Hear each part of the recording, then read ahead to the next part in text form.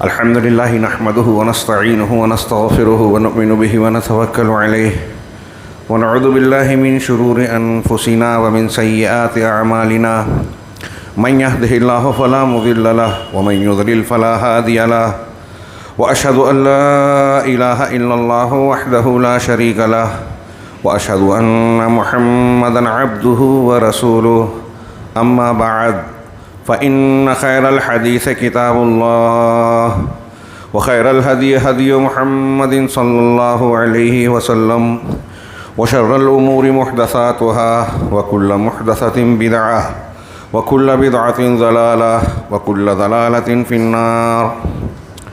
أعوذ بالله من الشيطان الرجيم. بسم الله الرحمن الرحيم. اقرأ باسم ربك الذي خلق خلق الإنسان من علق اقرأ وربك الأكرم الذي علم بالقلم علم الإنسان ما لم يعلم. محترم حاضرین، سورۃ الملک میں اللہ رب العالمین نے جہنم کا تذکرہ کرتے ہوئے فرمایا تکاد تمیز من الغیظ. روز محشر اس کی کیفیت یہ ہوگی کہ گویا جہنم غصے سے پھٹ پڑے گی. کلما القی فیہا فوج سألہم خزنتها الم یاتکم نذیر. جب بھی اس میں جہنمیوں کا کوئی گروہ، کوئی جماعت ڈالی جائے گی، جہنم میں داخل کیے جائے گی، تو جہنم کا کہ داروغے اس سے سوال کریں گے، اس گروہ سے، الم یاتکم نذیر، کیا تمہارے پاس ڈرانے والا نہیں آیا تھا؟ اس عذاب سے بچنے کے لیے تنبیہ کرنے والا نہیں آیا تھا؟ قالوا بلا، جواب دیں گے کہ ہاں، کیوں نہیں، آیا تو تھا. فکذبنا، لیکن ہم نے انہیں جھٹلایا. وقلنا ما نزل اللہ من شیء، اور ہم نے یہ کہا کہ اللہ رب العالمین نے کوئی چیز اتاری ہی نہیں، نازل ہی نہیں کی. وقلنا ما نزل اللہ من شیء ان انتم الا فی ضلال کبیر. ہم نے ان رسولوں کو نہ صرف یہ کہ جھٹلایا، ان کا انکار کیا، تکذیب کی، بلکہ ساتھ ساتھ یہ کہا کہ تم تو بہت بڑی گمراہی نہیں، بڑی گمراہی میں ہو. ہدایت دینے والوں کو گمراہ کہا. گویا ایک آدمی جب باطل پرست ہوتا ہے تو اہل حق کو باطل والا کہتا ہے، تو وہ جہنمی کہیں گے. آج دنیا میں جو اہل حق کو اہل باطل کہتے ہیں، غور کریں کہ ڈرانے والے ہمارے پاس آئے اور ہم نے ان سے کہا کہ اللہ نے کچھ اتارا ہی نہیں ہے. ما انزل اللہ من شیء ان انتم الا فی ضلال کبیر، تم تو بہت بڑی کھلی گمراہی میں ہو. ہاں، آگے کا جو جملہ ہے جہنمی کہیں گے وقالوا لو كنا نسمع او نعقل ما كنا فی اصحاب السعیر. وہ کہیں گے کہ اگر ہم لوگ سنتے ہوتے اللہ رب العالمین نے جو دلائل اتارے ہیں قرآن اور رسول کے فرمان کی شکل میں، وما ينطق عن الهوى کے تحت، قرآن و سنت کو اگر ہم سننا، آپ قرآن و حدیث کو جو سننے والی دلیلیں ہیں ان کو نقلی اور سمعی دلیلیں کہا جاتا ہے. سمعی دلیلیں سن کر ہمیں وہ دلیلیں معلوم ہوتی ہے، اس کو سمعی دلیلیں کہتے ہیں، جو اللہ نے نازل کی، قرآن کی آیات، احادیث. یہ دلائل سمعیہ اور نقلیہ کہلاتی ہیں. ان کو سیکھنا، سمجھنا. جہنمی کہیں گے اگر ہم سنتے او نعقلو، یا ہم غور و فکر کرتے، عقل سے کام لیتے. یہ عقلی دلیلیں، انسان کائنات میں غور کرے، اپنے عقل شعور کا صحیح استعمال کرے تو رب العالمین کی نشانیاں، اس کے حق کی پہچان آسانی سے حاصل ہو سکتی ہے. تو اگر ہم، دوسرے لفظوں میں ترجمہ کرتے ہوئے میں تشریح بھی کر رہا ہوں کہ اگر ہم سمعی دلیلوں کا اور عقلی دلیلوں کا استعمال کرتے، علم حاصل کرتے، عقلی اور سمعی دلیلوں کو سیکھتے، ما كنا فی اصحاب السعیر، تو ہم جہنم والوں میں نہیں ہوتے. جہنم والوں میں ہونے کی وجہ یہ ہے کہ دین سے متعلق، حق اور باطل سے متعلق، صحیح اور غلط سے متعلق، توحید اور شرک سے متعلق ہم نے سمعی اور عقلی دلیلوں کو بروئے کار لایا ہی نہیں، اپنی صلاحیتوں کو استعمال کیا ہی نہیں، علم دین سیکھا ہی نہیں. علم دین کے نہ سیکھنے کے نتیجے میں ہم جہنم میں ہیں. جہنم بہت کم وقت ہے، کاش وقت ہوتا تو اس کا کچھ منظر ہم کو تازہ کرنا. قرآن کا طریقہ اور اسلوب ہے کہ ہم کو بار بار ڈرایا ہے قیامت سے، قیامت کے بھیانک زلزلے سے، اس کی منظر کشی کی ہے، جسے اگر ایمان والا پڑھے تو اس کے رونگٹے کھڑے ہو جائیں، اس کی نیند حرام ہو جائے، بے چین ہو جائے کہ اتنی بھیانک کیفیت اور گھڑی آنے والی ہے، الساعہ آنے والی ہے، وہ زلزلہ جب دودھ پلانے والی مائیں اپنے دودھ پیتے بچے کو بھول جائیں گی، حاملہ اپنے حمل کو گرا دیں گی، لوگ نشے میں نظر آئیں گے۔ یہ قرآن کی آیت سورہ حج کی پہلی آیت کے ترجمے میں دیکھیے، لوگ نشے میں نظر آئیں گے لیکن نشے میں نہیں ہوں گے، لیکن اللہ کا عذاب شدید ہوگا۔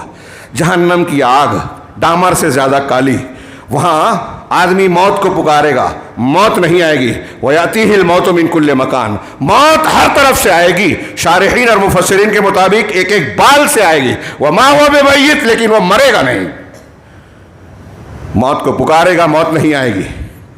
میرے بھائیوں، اور اگر ہماری مائیں بہنیں سن رہی ہو تو وہ بھی میری مخاطب ہیں، سوچئے کہ کیا ہم اپنے اور اپنے اہل و عیال کے لیے جہنم کے اس بھیانک عذاب کو جو دائمی ہوگا، جہاں موت نہیں آئے گی، جہاں سے فرار کا کوئی راستہ نہیں ہوگا، جہاں ایسا نہیں ہوگا کہ جلنے کی عادت پڑ جائے گی تو سکون مل جائے گا، عادت کی وجہ سے وہ جھیلنے کی قوت پیدا ہو جائے گی، بلکہ ہمیشہ عذاب میں، تکلیف میں اضافہ ہوگا، نئی چمڑیاں اور کھالیں پیدا کی جائے گی بدن پر، کیا اس کو قبول کرنے کے لیے ہم تیار ہیں؟ ہمارا دل اور زبان یقیناً کہے گا نہیں، ہرگز نہیں۔ اللہ نے بھی کہا قُوا أَنفُسَكُمْ وَأَهْلِكُمْ نَارًا، ایمان والو اپنے آپ کو، اپنے اہل و عیال کو جہنم کے آگ سے بچاؤ۔ کیسے بچائیں گے؟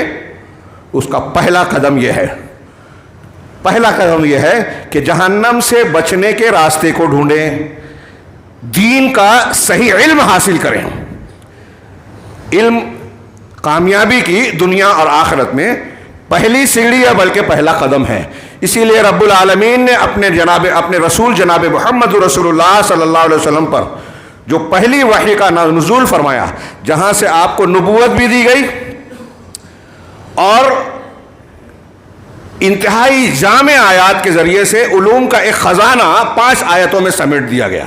اقرأ بسم ربک الذی خلق، پڑھیے۔ کیسے پڑھیے؟ آج جیسے دنیا پڑھ رہی ہے ویسے نہیں کہ پڑھ تو رہی ہے، پڑھ کر بھی گمراہ ہو رہی ہے، علم بھی گمراہی کا سبب بن رہا ہے۔ رب کے نام سے پڑھیے، یہ شرط ہے، رب کو فراموش نہ کیجیے، تب علم راہ راست پر رہے گا، ورنہ علم بھی گمراہی کا شکار ہوتا ہے، گمراہ کر دیتا ہے۔ اقرأ بسم ربک، اپنے پروردگار کے نام سے پڑھیے، پہلا حکم اور پہلی وحی اقرأ، پڑھیے۔ ہم بہت کچھ سنتے پڑھتے آئے ہیں اس پر۔ اقرأ اس میں اشارہ ہے کہ دنیا میں کامیابی، دنیا اور آخرت میں کامیابی کے لیے، ترقی کے لیے، آخرت میں سعادت اور نجات کے لیے پہلا قدم علم کا ہے، پڑھنے کا ہے۔ اگر ترقی چاہیے تو پہلے پڑھنا ہوگا، دنیا اور آخرت میں ہر جگہ۔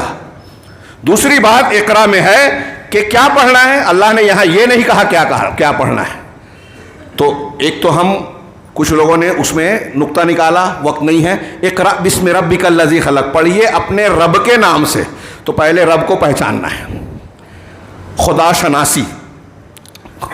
شناسی حاصل کرنی ہے۔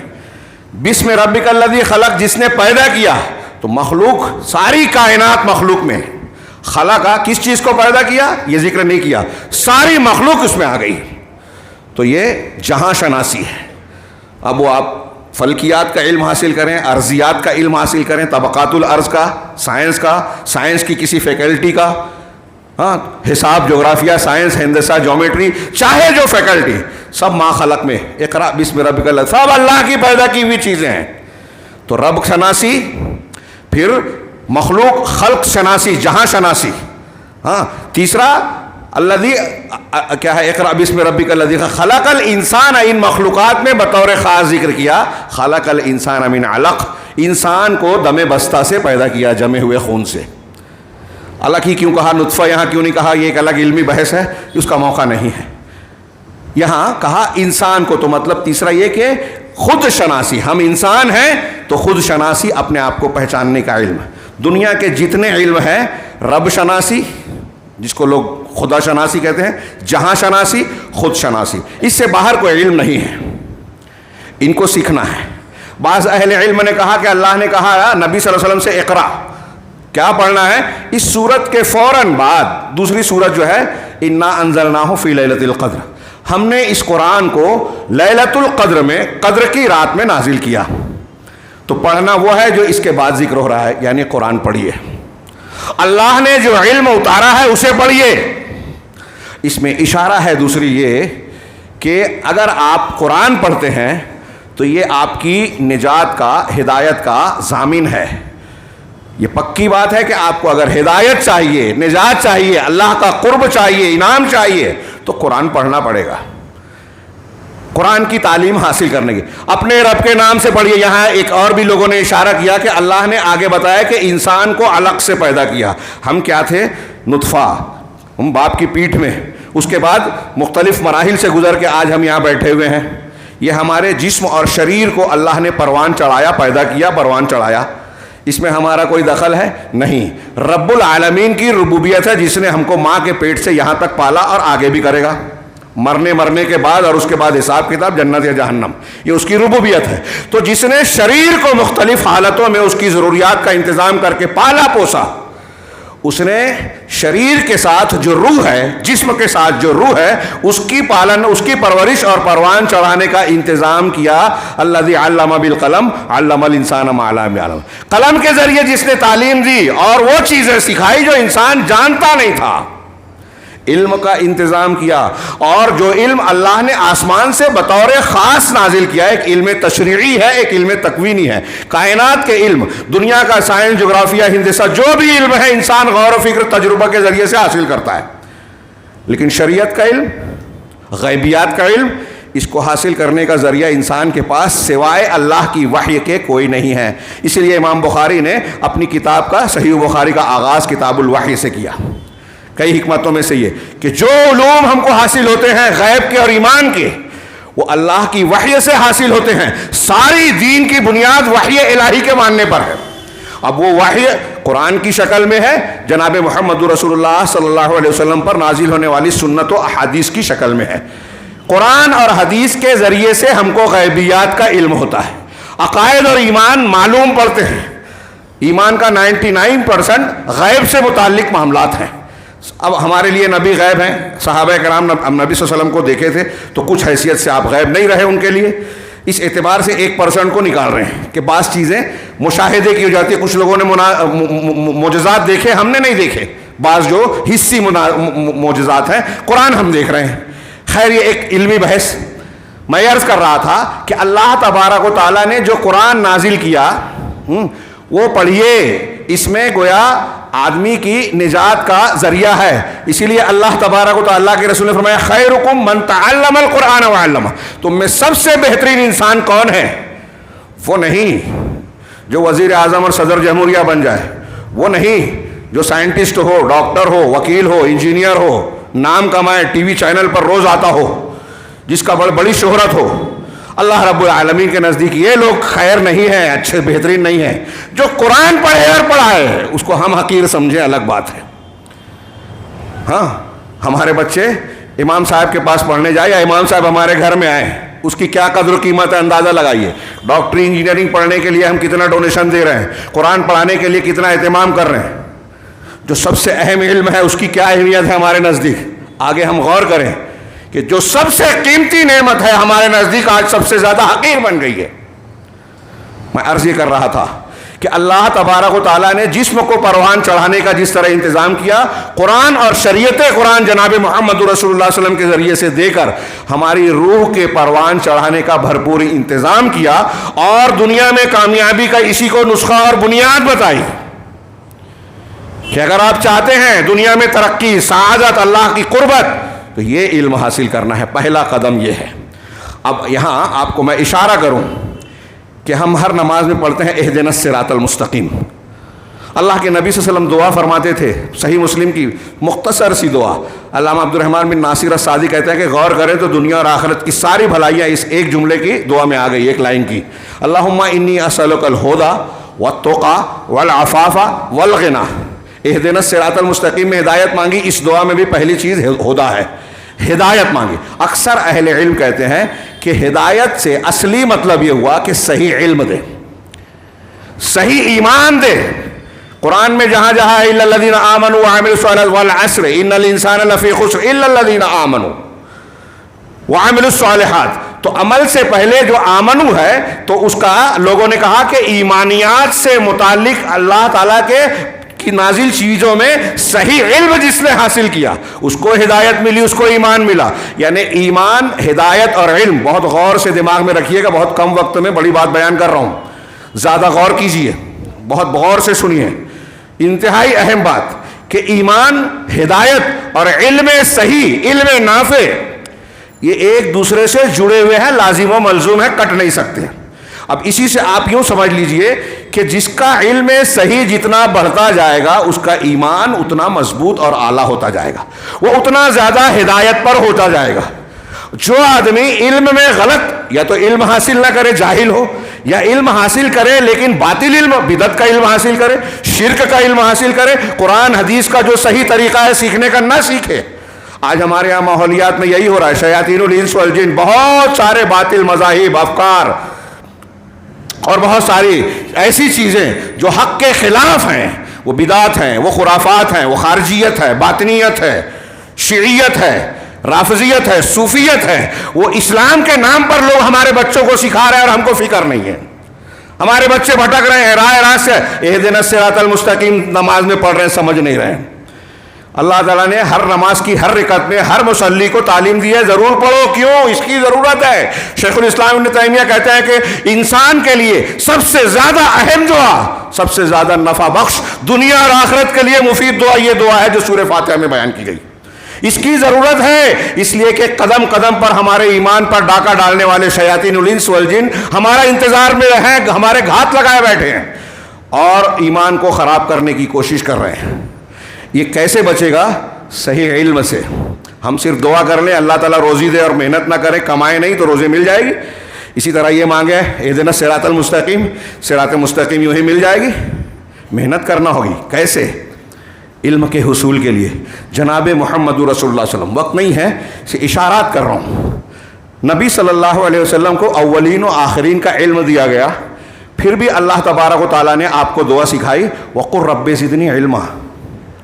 کیا آپ یہ دعا مانگیے کہ رب پروردگار میرے علم میں اضافہ کر, مجھے زیادتی کر علم کے اعتبار سے.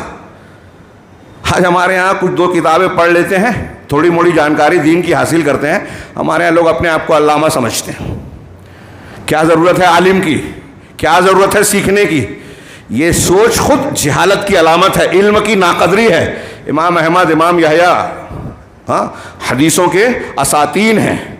یہ ایسے تھے کہ کوئی ایسی ایک حدیث سنا دے جو ان کو نہ معلوم ہو تو بہت تعجب کی بات مانی جاتی تھی. لیکن کوئی حدیث بیان کرتا تھا, طالب علم تو بیٹھ کے سنتے تھے. یا تو علم بڑھے گا, اس کا کوئی نقطہ کھلے گا, یا اللہ کے نبی صلی اللہ علیہ وسلم کی حدیثیں سننے کی برکت حاصل ہوگی. ہمارے یہاں اس سے بے نیاز, ایک حدیث سننے کے لیے سفر کرتے تھے. صحیح کرنے کے لیے حضرت جابر صحابی 1 مہینے کا سفر, امام بخاری نے ذکر کیا, 1 مہینے کا سفر ایک حدیث کے لیے کیا. یہ تو صحابہ, تابعین, طب تابعین, محدثین کی زندگیاں بھری ہیں. موٹی موٹی کتاب موجود ہے, واقعات کی آپ پڑھ سکتے ہیں, موقع نہیں ہے, پیش نہیں کیا جا سکتا. زندگیاں کھپا دی. امام بخاری نے صحیح بخاری 16 سال میں لکھی, لاکھوں حدیثوں سے منتخب کر کے. یہ منتخب انتخاب میں 16 سال لگ گئے, ہمارے پاس 16 مہینہ نہیں ہے پڑھنے کے لیے. مذاق ہے یہ؟ اللہ نے حفاظت کا انتظام کیا. ایک پیغمبر ہے جناب موسیٰ علیہ السلام, جانتے ہیں ہم. آپ سورہ کہف جمعہ کے دن پڑھی جاتی ہے, مشروع ہے, اس کی فضیلت ہے. فتنہ دجال سے محفوظ رہے گا جو اس کی ابتدائی 10 آیتیں پڑھے. حدیث میں ہے مہینے ہفتے بھر کے گناہ معاف ہوتے ہیں, صغیرہ. اس میں حضرت موسیٰ علیہ السلام, حضرت خضر کا واقعہ ہے. اس واقعے کی پس تفصیل میں جائیے, دیکھیے حدیثوں کی روشنی میں کیوں سفر کیا تھا حضرت موسیٰ علیہ السلام نے. علم کے حصول کے لیے. خود صاحب شریعت ہیں, اللہ کی کتاب ہے ان کے پاس, پیغمبر ہیں. ہم کہاں ہیں بتائیے؟ پتہ چلا ایک بندہ اللہ کا ایسا ہے خضر, جن کے پاس ایسا علم ہے جو اے موسیٰ تمہارے پاس نہیں ہے. یوشع بن نون کو ساتھ لے کے لمبا سفر کیا. اس سفر کی روداد سورہ کہف میں پڑھیے, بخاری مسلم میں اس کی تفصیل موجود ہے. کاش کے موقع ہوتا میں کچھ تفصیل پیش کر پاتا. صرف اتنا غور کیجئے کہ ایک پیغمبر علم حاصل کرنے کے لیے جو صاحب شریعت ہے, اب ان کو شریعت کے بارے میں جاننے کی ضرورت نہیں تھی, لیکن صاحب شریعت اس کو سیکھنے کے لیے جا رہے ہیں, سفر کر کے جا رہے ہیں. ہم لوگ مسجد نہیں آ سکتے, اپنے بچوں کے لیے یہ انتظام نہیں کر سکتے؟ شاید آگے موقع نہ ملے، میں آگے جو تفصیل بیان کرنے جا رہا ہوں کہ یہ علم وحی اور علم دین کی کیا حیثیت ہے۔ دنیا میں اس نعمت کا کوئی بدل نہیں ہے۔ آپ نے بہت ڈگریاں دلا دی اپنے بچوں کو، صدر جمہوریہ، وزیر اعظم، یونیورسٹی کا ڈین بنا دیا، لیکن اگر وہ آخرت نہیں جانتا، اگر اللہ کی توحید سے واقف نہیں ہے تو وہ جاہل ہے۔ میں نہیں کہہ رہا ہوں، قرآن کہہ رہا ہے، رب العالمین، وَلَٰكِنَّ أَكْثَرَ النَّاسِ لَا يَعْلَمُونَ يَعْلَمُونَ ظَاهِرًا مِنَ الْحَيَاةِ الدُّنْيَا وَهُمْ عَنِ الْآخِرَةِ هُمْ غَافِلُونَ۔ اکثر لوگ علم نہیں رکھتے، ہاں دنیا کی کچھ ظاہری چیزوں کا علم رکھتے ہیں، یہ قرآن کہہ رہا ہے، علم رکھتے ہیں دنیا کا، لیکن اللہ کہہ رہا ہے کہ علم نہیں رکھتے۔ کیوں؟ لیکن وہ آخرت سے غافل ہے، آخرت کا علم نہیں۔ امام حسن بصری رحمہ اللہ اس آیت کو پڑھ کے کہتے تھے کہ آج تم دیکھو کہ ایک آدمی میں اتنی مہارت ہے کہ ایک سکہ ہاتھ میں لے گا، اچھالے گا اور اس کا وزن بتا دے گا، اتنے گرام کا ہے، اتنے تولے اور اتنے ماشے کا ہے۔ آپ کے یہاں جو ہے جس فن کے جو ماہر ہیں کپڑا دیکھ کے بتا دیتے ہیں یہ اس کوالٹی کا ہے، ایسا ہے ویسا ہے، جس فن کا آدمی ہے۔ لیکن امام حسن کہتے ہیں کہ سکہ اچھال کے وزن بتا دیتا ہے، نماز کا طریقہ نہیں جانتا۔ آج ہمارے یہاں کتنے لوگ بیٹھے ہیں نماز کے احکام، مسائل، توحید اور سنت، توحید نہیں جانتے ہمارے یہاں۔ گنڈے تعویذ مسلمانوں میں لٹکے ہوئے، ہاں پھونک جھاڑ مسلمانوں میں، خارجیت، اور آج ہمارا نوجوان آسانی سے شکار بنتا ہے۔ کوئی نئی تحریک، نئی تنظیم پیدا ہوتی ہے، خارجیت اور دیکھ دکھاؤ، ہر چیز میں نیا پن۔ رات میں نوجوانوں سے متعلق تقریر ہے، اس میں کچھ باتیں آئے گی، نئے کی تلاش میں ہیں، دین میں نئے کی تلاش میں، گمراہی کی تلاش ہے۔ اللہ نے جو نازل کیا قیامت تک ہدایت وہی ہے، سب سے ماڈرن دین، سب سے سائنٹیفک دین قرآن کا دین ہے۔ نوجوان دماغ میں رکھیں، نیا جیسے سوچتے ہیں نا کہ یہ تو پرانا ایٹم ہے، پرانا ڈھب ہے، ہمارے باپ دادا کے ٹائم کا، اب نیا فیشن چل رہا ہے۔ دین میں یہ نیا پن نہیں چلے گا، جہاں نئے پن کی تلاش میں آپ گئے آپ گمراہ ہو جائیں گے۔ آپ علماء کو حقیر سمجھتے ہیں، ہاں یہی علماء صاحب علم، صحیح علم والے ہیں جس کو آپ حقیر سمجھ رہے ہیں۔ حضرت ابراہیم علیہ السلام کہہ رہے ہیں اپنے باپ کو خطاب کر کے، یا ابت لما تعبد ما لا يسمع ولا يبصر ولا یغنی عنک شیئا یا ابت انی قد جاءنی من العلم ما لم یاتک۔ آگے کا جملہ کتنی بہترین، سورہ مریم میں حضرت ابراہیم نے اپنے والد کو جو تقریر کی ہے ادب لحاظ میں رہ کے بہترین پڑھیے۔ یا ابت، ابا جان، انی قد جاءنی من العلم، یقیناً میرے پاس العلم آ چکا ہے، العلم آیا ہے، ما لم یاتک، جو آپ کے پاس نہیں ہے۔ آپ بت بنا رہے ہیں، قوم کے سردار اور پیشوا بنے بیٹھے ہیں، لیکن آپ کے پاس وہ علم نہیں ہے جو میرے پاس ہے۔ لہذا حضرت ابراہیم نے آگے کہا فاتبعنی، لہذا آپ میری بات مانیے، اتباع کیجئے، میرے پیچھے چلیے۔ نوٹ کیجئے پوائنٹ، حضرت ابراہیم اپنے باپ سے کہہ رہے ہیں ادب و لحاظ کے باوجود آپ کو میری بات ماننا چاہیے۔ کیوں؟ اس لیے کہ میرے پاس علم ہے۔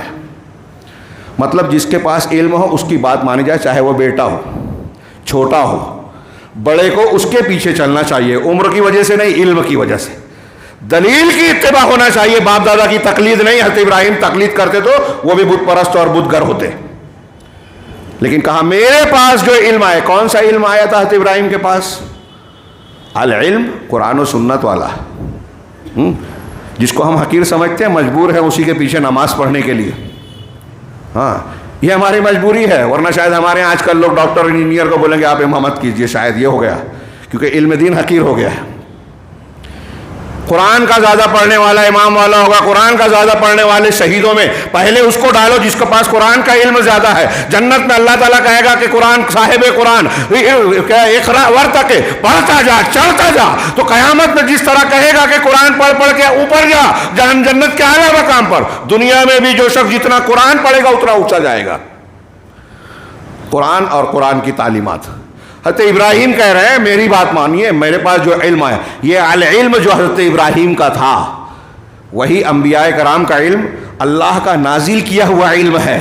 العلماء، اور آج دنیا میں جنہوں نے انبیاء کا علم حاصل کیا یعنی قرآن اور سنت کا، وہ علماء دین ہیں، اور وہ ان کو اسی بنیاد پر وارثین انبیاء کہا جاتا ہے۔ العلماء ورثۃ الانبیاء، یہ حدیثی ہے کہ علماء انبیاء کے وارثین ہیں۔ کس بات میں وراثت ہے انبیاء کی؟ انہوں نے دینار و درہم کا وارث نہیں بنایا، علم کا بنایا۔ یہ علم کی وراثت ہے. دنیا میں ایک مسلمان سے پوچھئے سب سے بہترین طبقہ کس کا ہے؟ اللہ کے نزدیک اونچا درجہ والا نبیوں کا. کیوں ہے؟ کیوں ہے ان کا درجہ؟ اس لیے کہ وہ نبی ہیں، اللہ کے برگزیدہ ہیں، اللہ نے ان پر وحی نازل کی ہے. اس علم کی وجہ سے علم کتنی قیمتی چیز ہو گئی، یہ علم کتنی زبردست چیز ہو گئی. کون سا علم؟ علم دین. اللہ رب العالمین نے فرمایا هل يستوي الذين يعلمون والذين لا يعلمون. جو علم رکھتے ہیں وہ اور جو نہیں رکھتے، کیا دونوں برابر ہو سکتے ہیں؟ آپ موٹا سا عقلی طور سے فتویٰ دیجئے، جاہل لوگ بتائیے، عالم اور غیر عالم، عالم اور جاہل برابر ہو سکتے ہیں؟ سوال ہی نہیں. دنیا کے کسی معاملے میں کہیں یہ نہیں مانا جاتا. اللہ نے فرمایا انما یخشى اللہ من عبادہ العلماء. اللہ سے اس کے عالم بندے ہی ڈرتے ہیں. جس کے اندر علم دین جتنا زیادہ ہوگا وہ اللہ کی اتنی معرفت رکھے گا. جس کے اندر اللہ کی جتنی معرفت ہوگی وہ اللہ کا اتنا ڈر رکھے گا. جو جتنا زیادہ اللہ سے ڈرے گا وہ اتنا زیادہ اچھا ایمان والا، اچھے عمل والا ہوگا، وہ اتنا زیادہ جنت کے لائق ہوگا. انما یخشى اللہ من عبادہ. علم کی فضیلت کے لیے اس میں سے ایک ایک بات کافی ہے. ہاں، اللہ تبارک و تعالیٰ نے کہا، ایک آیت پیش کر کے نتیجے کی بات کروں، وقت پورا ہو رہا ہے. اللہ تبارک و تعالیٰ نے کہا شہد اللہ انہ لا الہ الا ہو. اللہ کی اس بات، اللہ نے گواہی دی کہ اللہ کے سوا کوئی معبود نہیں. اللہ نے گواہی دی. اللہ کی گواہی کہاں ہے؟ اللہ کی گواہی قرآن میں ہے. اللہ کی گواہی پوری کائنات اور آفاق میں ہے. اللہ کی گواہی ہمارے اندر ہے، ہمارے دکھائی دیتے ہیں گرد و پیش میں. ہاں، آپ غور کریں، اللہ کی گواہیاں آپ کو دکھائی دے گی، سنائی دے گی، سمجھ میں آئے گی. اللہ نے گواہی دی کس بات کی؟ لا الہ الا ہو، اس کے سوا کوئی معبود برحق نہیں. کلمہ توحید کی گواہی اللہ دے رہا ہے. والملائکہ، اور فرشتوں نے بھی گواہی دی. وَأُولُو الْعِلْمِ قَائِمًا بِالْقِسْطِ. اور اولو العلم جو ہیں، اہل علم، وہ بھی حق پر، انصاف پر قائم رہتے ہوئے انہوں نے بھی گواہی دی. علامہ قرطبی کہتے ہیں کہ یہ آیت علم اور اہل علم کے لیے انتہائی زبردست فضیلت بیان کر رہی ہے. علامہ ابن قیم اس میں مزید کہتے ہیں کہ غور کیجئے کہ اللہ نے اپنا ذکر کیا، اللہ نے گواہی دی، پھر اس کے بعد فرشتوں کا ذکر کیا، فرشتوں کے بعد مخلوق اور کائنات میں سب کس کا ذکر کیا؟ علماء کا، اولو العلم. علماء سے بڑھ کر اگر کوئی اور ہوتا تو اللہ تعالیٰ اس کا ذکر کرتا، لیکن اللہ نے علماء کا، کسی اور کا ذکر نہیں کیا، علماء کا. یہ ان کی فضیلت کے لیے کافی ہے. اللہ کے رسول صلی اللہ علیہ وسلم کی ایک حدیث ہے، من یرد اللہ بہ خیرا یفقہہ فی الدین. حدیث کا ٹکڑا بخاری کی مشہور حدیث ہے کہ اللہ جس کے ساتھ خیر چاہتا ہے، غور کیجئے، رسول اللہ صلی اللہ علیہ وسلم کا فرمان ہے، اللہ جس کے ساتھ خیر کا ارادہ فرماتا ہے اس کو دین کی فقاہت، دین کی سمجھ عطا کرتا ہے. اس کا الٹا معنی کیا ہوگا؟ عربی میں مفہوم مخالف کہتے ہیں. اصطلاح میں مفہوم مخالف کیا ہوا؟ اللہ تعالیٰ جس کے ساتھ خیر نہیں چاہتا، جس کے ساتھ خیر نہیں چاہتا اس کو دین کی سمجھ سے محروم کرتا ہے. اس کا مطلب جہالت بدقسمتی کی علامت ہے. جہالت کون سی؟ قرآن و حدیث سے. اور علم حالا ہونا، علم یہاں میں علم بعمل، علم صحیح اور عالم ربانی کی بات کر رہا ہوں، ورنہ بہت سارے اہل علم بھی جو اہل علم سمجھے جاتے ہیں وہ اہل علم نہیں ہیں.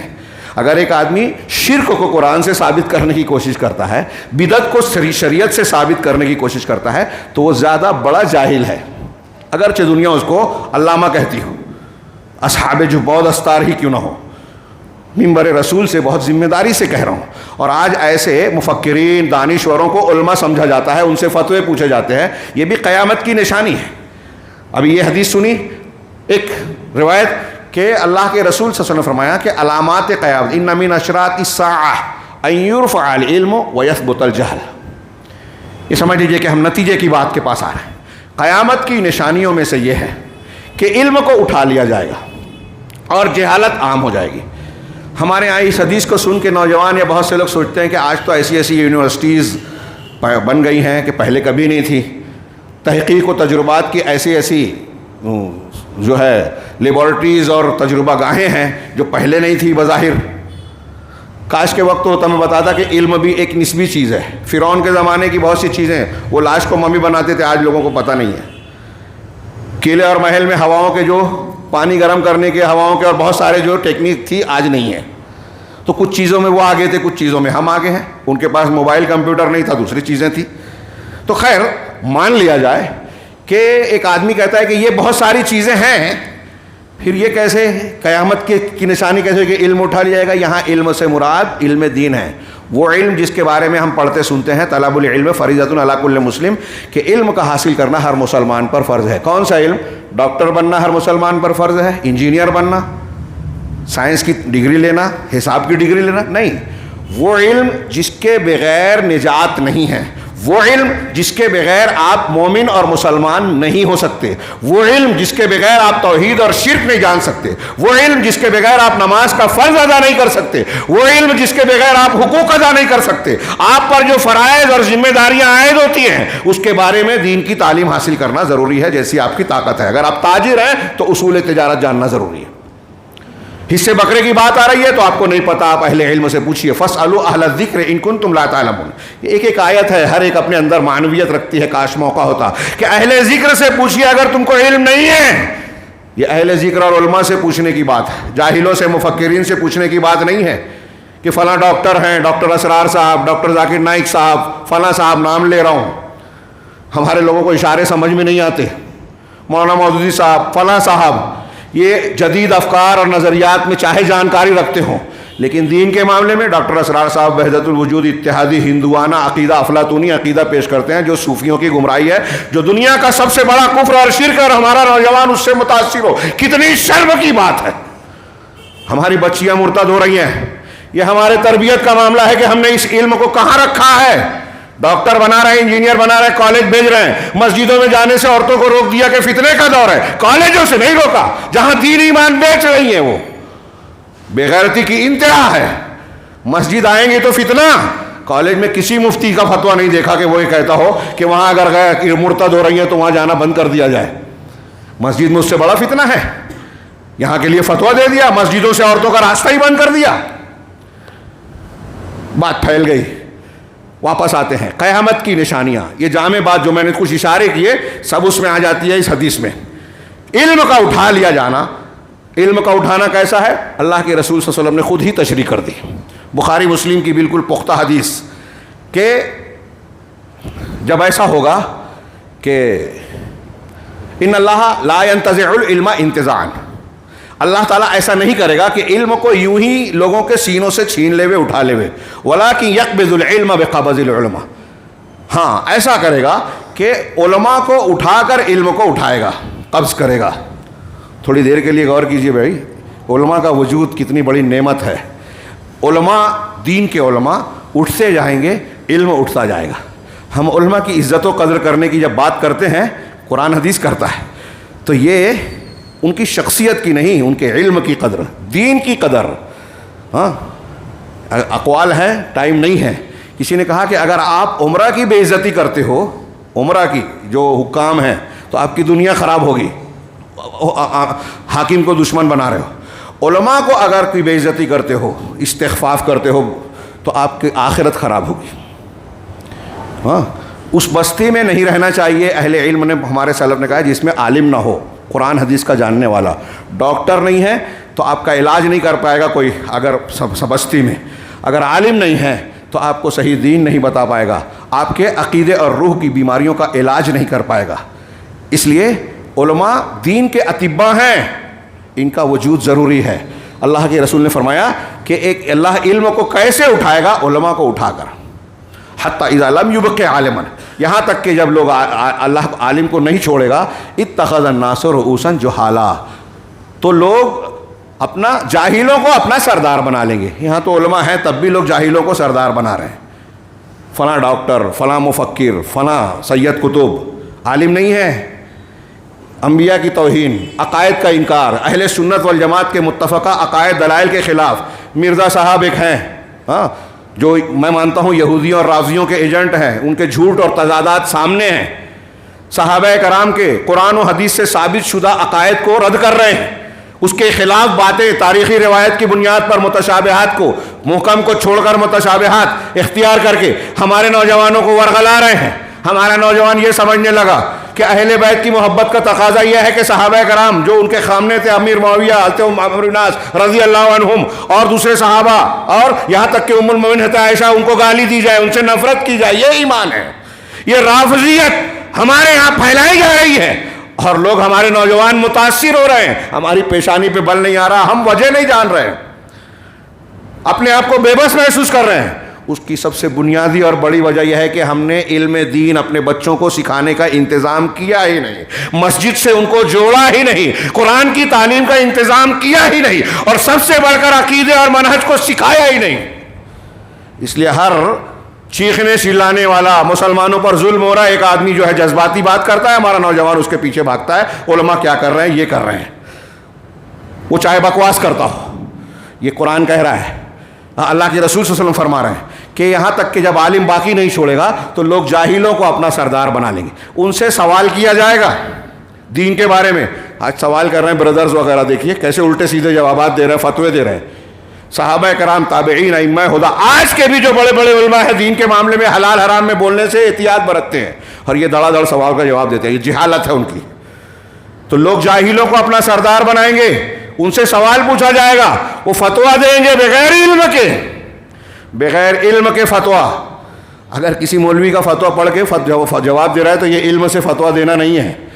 ہاں، ایک حنفی اپنی حنفی کتب سے، ایک شافعی اپنی شافعی کی فقہ کی کتابوں سے فتویٰ دے رہا ہے تو یہ علم سے فتویٰ دینا نہیں ہے۔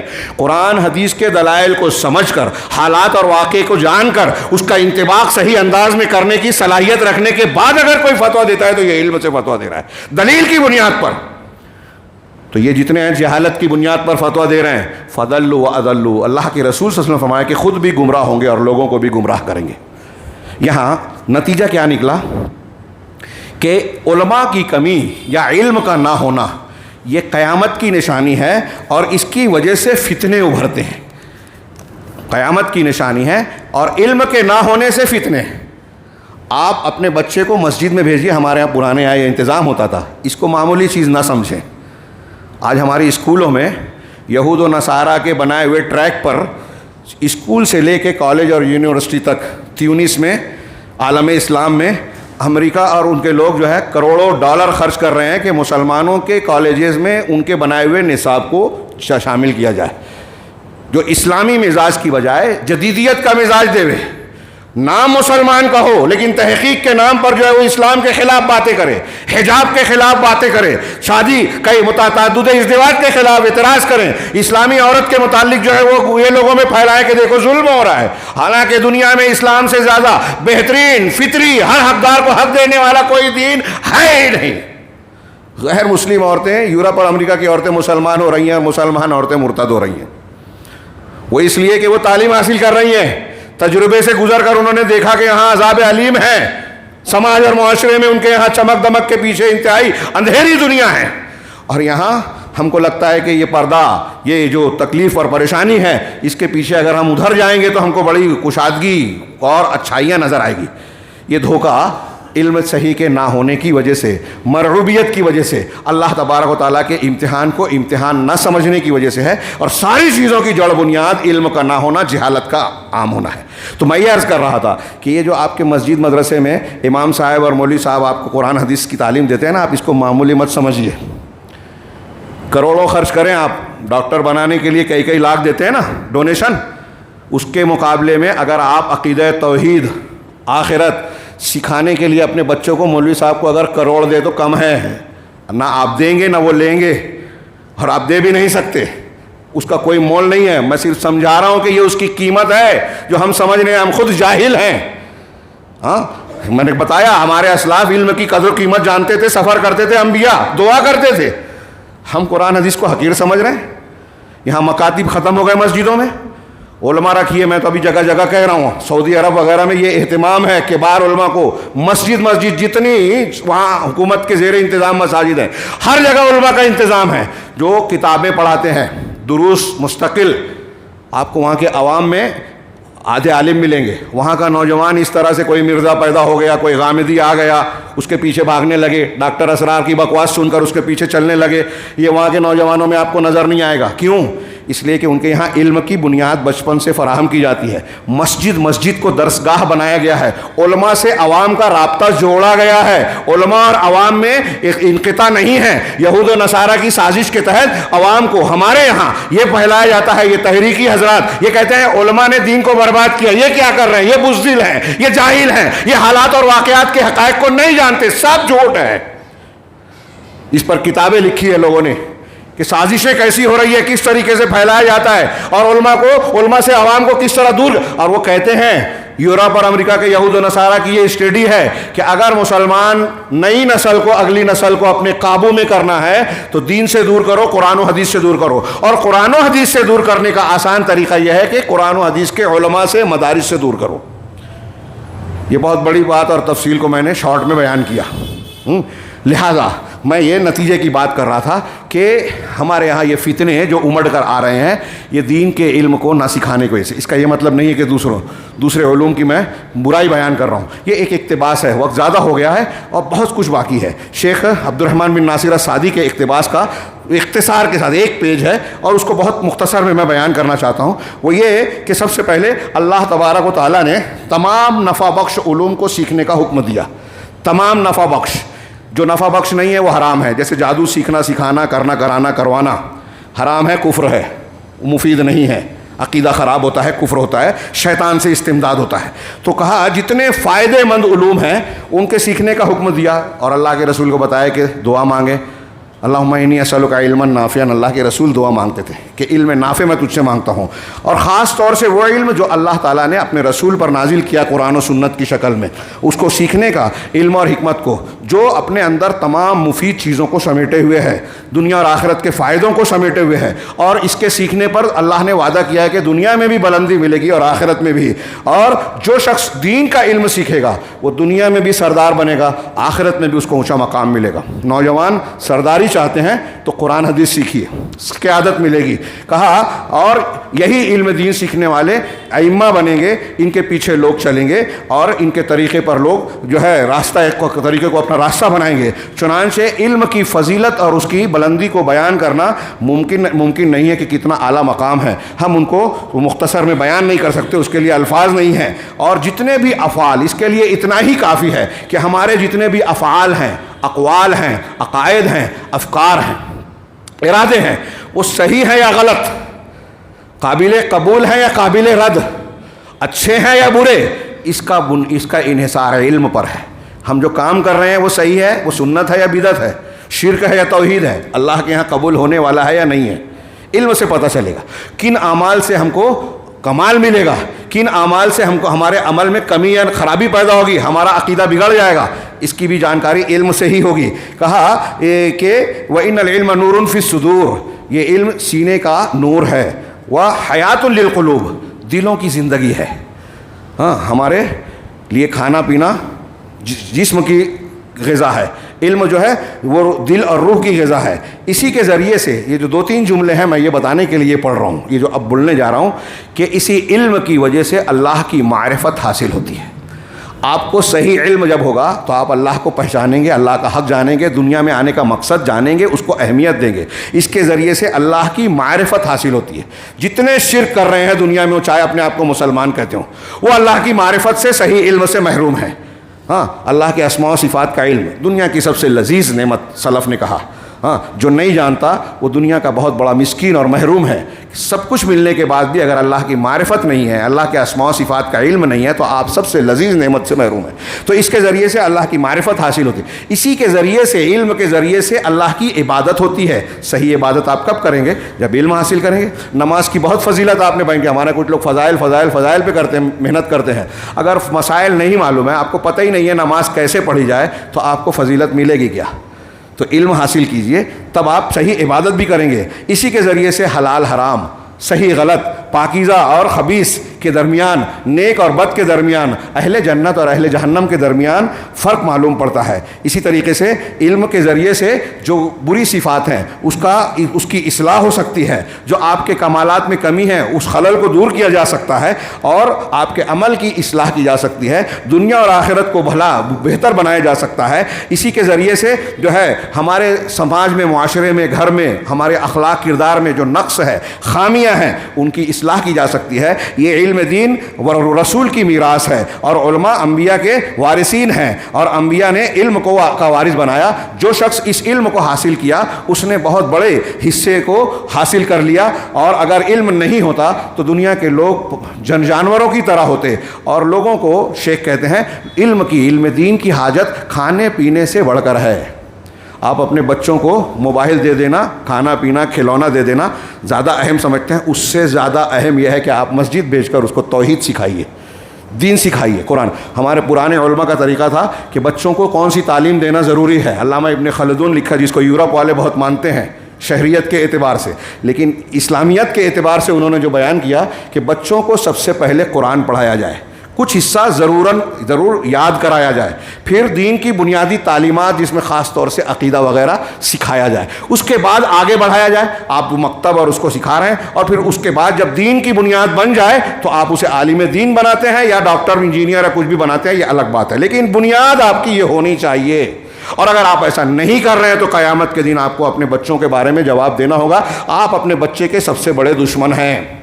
اگر آپ مٹھائی دے رہے ہیں، کھانا دے رہے ہیں، 1 لاکھ کا موبائل خرید کر دے دیا، اور یہ نہیں دیکھ رہے ہیں کہ کون سا پروگرام دیکھ رہا ہے، کس سے متاثر ہو رہا ہے، اس کے عقیدہ توحید کی فکر نہیں ہے، قرآن نہیں سکھایا، تو آپ بہت بڑے مجرم ہیں، اپنے بچے کے دشمن ہیں۔ اگر علم نہیں ہوتا تو لوگ جانوروں کی طرح ہوتے۔ آخری بات کہ علوم نافعہ کیا ہیں، کون سا علم نافع ہے؟ تو شریعت کے علوم، اور وہ علوم جو شریعت کے لیے مفید ہو۔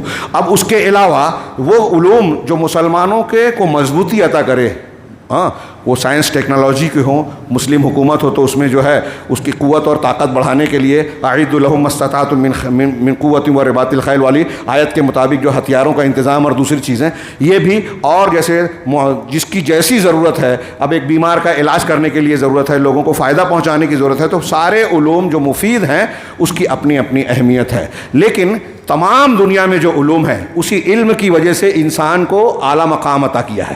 ہاں، آدم کو سجدہ کروایا، فرشتوں کو وہ موقع نہیں ہے بولنے کا، اسی علم کی وجہ سے ملا ہے۔